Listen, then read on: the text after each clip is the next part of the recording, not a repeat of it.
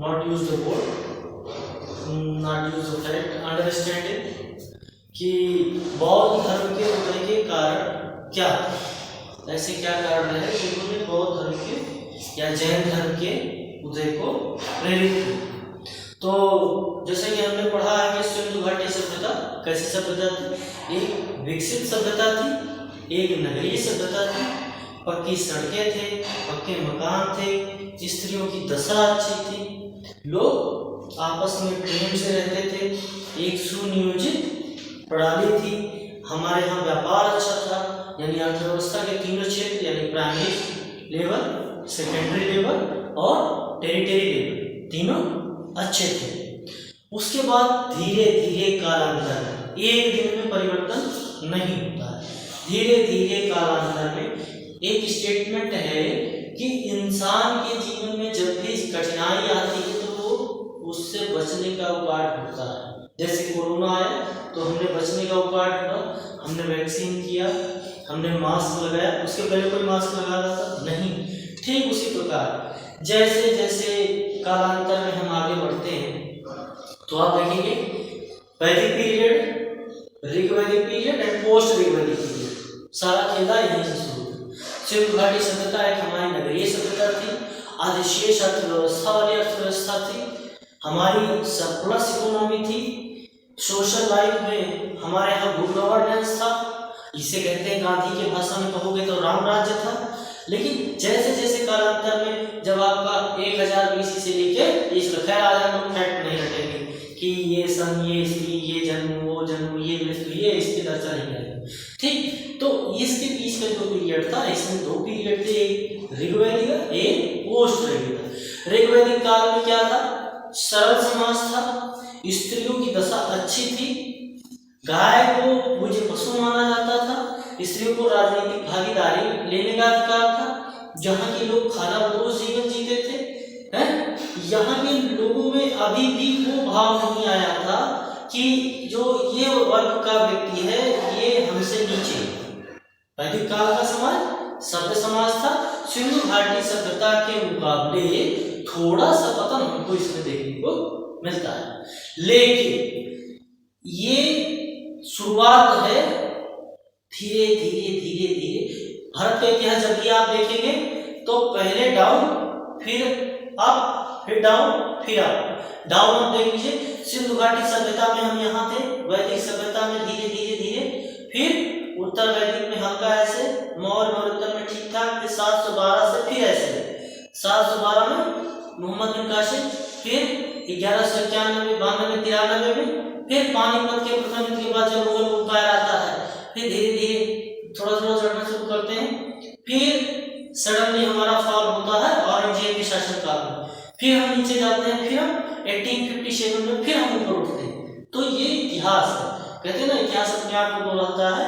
तो जब आप ग्राफ बनाएंगे तो ग्राफ पहले ऊपर थे, फिर नीचे, फिर ऊपर, फिर नीचे। इसमें अंतरराष्ट्रीय जो बिरादरी है उसका भी बहुत महत्व रहता है कि कब कैसी घटनाएं हो रही हैं, उसका बहुत प्रभाव पड़ता है एक देश की अर्थव्यवस्था पर, एक देश के समाज पर।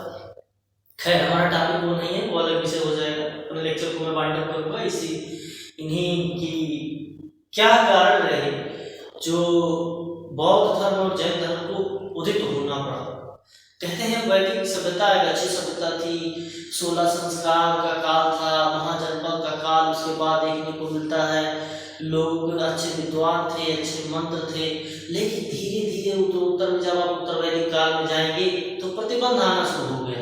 एक चौथे वर्ग जिसे हम कहते हैं शूद्र, बहुत लोगों में कन्फ्यूजन होता है कि जो शूद्र की संरचना है वो हमारे ऋग्वैदिक काल में नहीं, ऋग्वैदिक में नहीं, पोस्ट ऋग्वैदिक में हुई।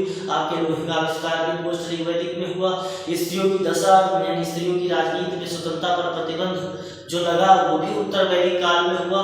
ये धीरे धीरे उत्तर वैदिक काल में सारे काम उत्तर वैदिक काल में हुए। उत्तर वैदिक काल में इस तरह से अंकुश लगा कि अब किसी को इतना भी न दबाइए कि वो विद्रोह कर दे।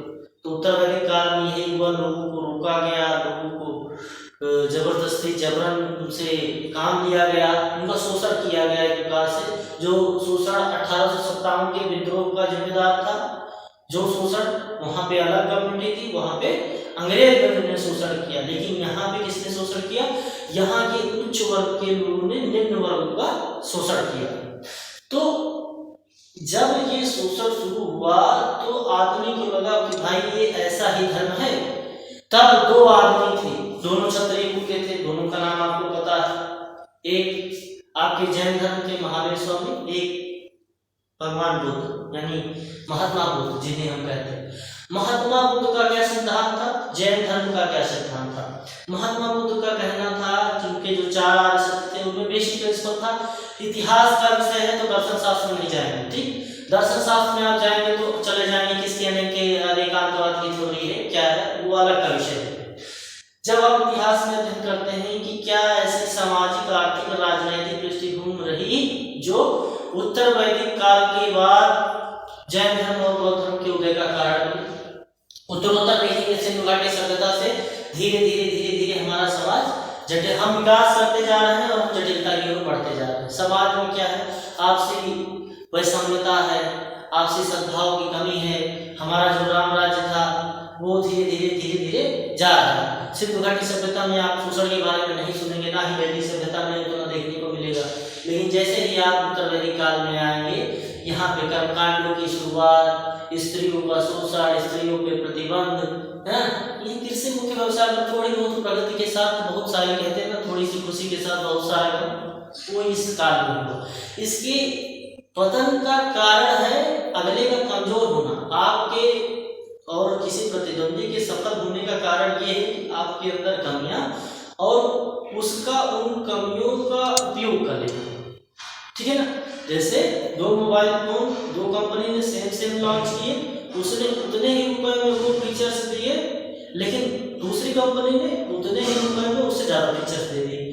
तो बौद्ध धर्म वही था, इतने त्रस्त हो गए थे सब वैदिक धर्म से, इतना शोषण होता था शूद्रों का, तो शूद्रों ने कहा कि ये धर्म हमारे लिए नहीं है, इसीलिए उन्होंने बौद्ध धर्म को अपनाया। तो बौद्ध धर्म क्या है? बौद्ध धर्म कहता है कि जीवों की हिंसा ना करो। बौद्ध धर्म का सिद्धांत फिलॉसफी क्या है?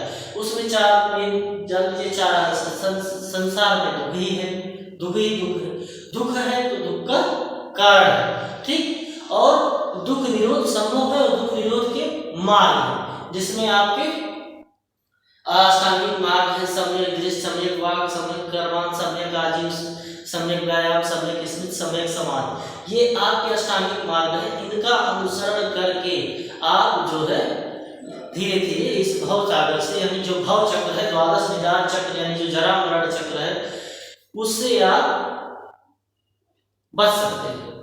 तो बौद्ध धर्म के उदय में केवल बौद्ध धर्म की अच्छाइयां नहीं थी, उत्तर वैदिक काल की जटिलताएं, जटिलता से सरलता की तरफ अग्रसर होना ये मानव की टेंडेंसी रही है, प्रवृत्ति रही है। आप शुरू से देखते आएंगे कि जैसे जैसे जैसे जैसे आपके जीवन में कठिनाई आती है, आप साइकिल से चल रहे हैं तो आपको लगेगा मोटरसाइकिल ले लें, मोटरसाइकिल लिए तो आपको लगेगा हम 4 व्हीलर से चल। तो जैसे जैसे जीवन में कठिनाइयां आती है हम सरलता की ओर बढ़ते हैं। हम क्यों अंडरस्टैंड कर रहे हैं? जो नेक्स्ट वीडियो होगा वो फैक्चुअल होगा, आज इसलिए मैं मार्कर का यूज नहीं कर रहा हूँ। अंडरस्टैंड करके अंडरस्टैंडिंग डेवलप करना बहुत जरूरी किसी भी परीक्षा के लिए। ठीक, उसके बाद हम फैक्ट भी देखेंगे। अंडरस्टैंडिंग क्या है कि सिंधु घाटी सभ्यता का समाज कोई वर्ग विभाजन देखने को नहीं मिलता है, सर्व समाज था, सर्व समाज था। जैसे ही आप वैदिक काल में आते हैं यहाँ भी सब ठीक ठाक है। उत्तर वैदिक काल में आपका वर्ग विभाजन हो गया, 2 नए वर्ग हो गए, शूद्र हो गया, आपका शूद्र आ गए। शूद्रों का काम क्या बता दें कि भैया आप जो है केवल ना जो चोर के लोग हैं, यानी आप दास का काम करोगे। दास प्रथा तो वैदिक उसे भी वैलिड नहीं है। छुआछूत हो गया कि इनका छुआ हुआ कोई खाएगा नहीं। और बौद्ध धर्म चलता और भी, लेकिन महात्मा बुद्ध के एक शिष्य थे उनकी आनंद, उन्होंने उनसे कहा, वो तपस्या कर रहे थे तो उनके पास पहुंचे, आनंद कहे महाराज महाराज ध्यान बोले, कहा बोलो बेटा क्या बात है? कहे सब कुछ तो ठीक है, इस धर्म में स्त्रियों को प्रवेश काहे नहीं, ये बात हमें समझ नहीं है। उन्होंने कहा कि ठीक है कुछ समय बाद आइए। तो थोड़ी देर कुछ दिन बाद जब उनके पास गए तो उन्होंने उनके कहने पर, यानी आनंद के कहने पर उन्होंने स्त्रियों को प्रवेश दे दिया। लेकिन महात्मा बुद्ध ने एक बात कही जो बड़ी प्यारी है। उन्होंने कहा कि जो धर्म हजारों साल चलता वो स्त्रियों के प्रवेश के बाद महज 5 साल चलेगा। क्यों ऐसा कहा? अभी तो महात्मा बुद्ध जाने और आनंद जाने, ना तो मैं बुद्ध हूँ ना तो मैं आनंद हूँ।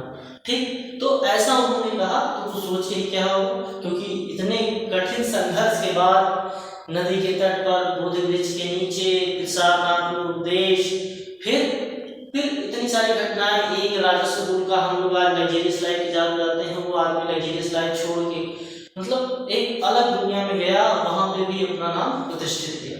हम लोगों के लिए भी होना चाहिए कि अपने वन से हट के कुछ नया अलग करें, तो उन्होंने वही किया।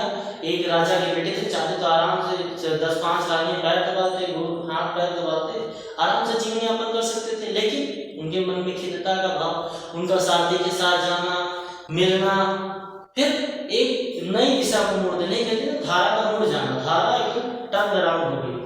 और जैन धर्म भी था, जैन धर्म के पंचव्रत अहिंसा सत्य अस्तेय अपरिग्रह ब्रह्मचर्य, तो और बौद्ध धर्म क्या कहता था? अरे बौद्ध धर्म कहता है यार भैया उनकी तरह 5 व्रत हम नहीं बताएंगे, आप 10 सील ले लीजिए, जो गृहस्थ वाले हैं उनके लिए 10 सील, लेकिन जो बुद्धिस्ट बनना चाहते हैं उनके लिए पंचव्रत जरूरी है।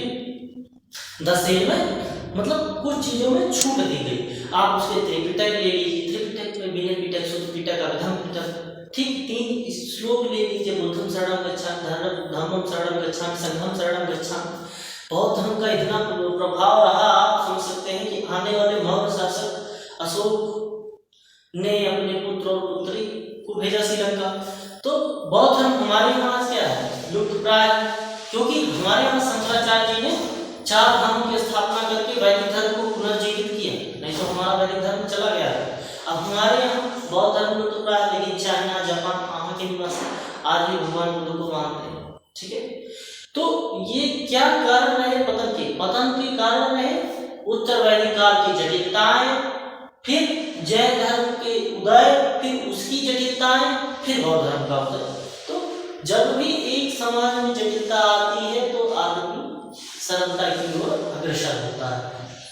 और बौद्ध धर्म one of the best philosophy, इसके बारे में पंडित नेहरू का कोट भी है। पंडित नेहरू कहते हैं कि हमने अभी तक जो दर्शन पढ़े हैं उसमें जो बौद्ध दर्शन है, ना तो वो वकालत करता है कि ईश्वर है, ना ही डिनाई करता है कि ईश्वर नहीं। ठीक है, वो तर्क के माध्यम से, इसे कहते हैं तर्कवादी थे, ये तर्क से अपनी बातों को सिद्ध करते थे, नॉट बाई मतलब ऐसे नहीं हम कह रहे हैं तो है, हम कहते हैं नहीं है तो नहीं है। लॉजिकल कहते हैं, लॉजिकल आर्गुमेंट अगर मुझे देखने को मिलता है तो first kind the Jainism and बौद्धिज्म, दोनों बोथ रिलीजन। अगला जो वीडियो होगा उसमें हम दोनों को, जैन को और बौद्ध को एक डेट, कौन सी घटनाएं कब हुई, गणिता कब हुआ, सिद्धार्थ थे, उनकी मौसी कौन थी, उनको खीर किसने खिलाई, उन्होंने प्रथम उपदेश कहाँ दिया, जैसा कि लोग पढ़ते हैं और कुछ लोग पढ़ाते हैं और परीक्षाओं में पूछे जाते हैं, तो हम भी बताएंगे कि कहाँ महाविस्मरण कब हुआ, गृहत्याग कहाँ किया, किस नदी के किनारे किया, और उनके जीवन के तमाम सिद्धांत है। आई होप आपका अंडरस्टैंडिंग लेवल बन जाना चाहिए कि क्यों दूसरे धर्म का उदय होता है, यानी किसी आपके कॉम्पिटिटर क्यों खड़े होते हैं मार्केट में। अगर आप अपनी काबिलियत को लगातार अपडेट नहीं करते रहेंगे तो आपके कंप्यूटर हमेशा खड़े हो जाएंगे। जैसे एक मोबाइल फोन, वो हर 2-4 दिन 10 दिन में अपडेट आ जाता है, please update your phone, but भी हम लोग अपडेट नहीं करते अपने आप को। इसीलिए वैदिक धर्म के पतन का कारण यही रहा कि उसने अपने आप को अपडेट नहीं किया, पीपुल सर्वे नहीं किया कि लोगों को कैसा फील हो रहा है, कोई बताने वाला नहीं था कि वैदिक धर्म की क्या जटिलताएं थी। ब्राह्मण का था कि हम ही हम हैं तो हम ही हम हैं, हम ही हम हैं तो फिर क्या करें, फिर पतन में जाओ भैया। तो ये रीजन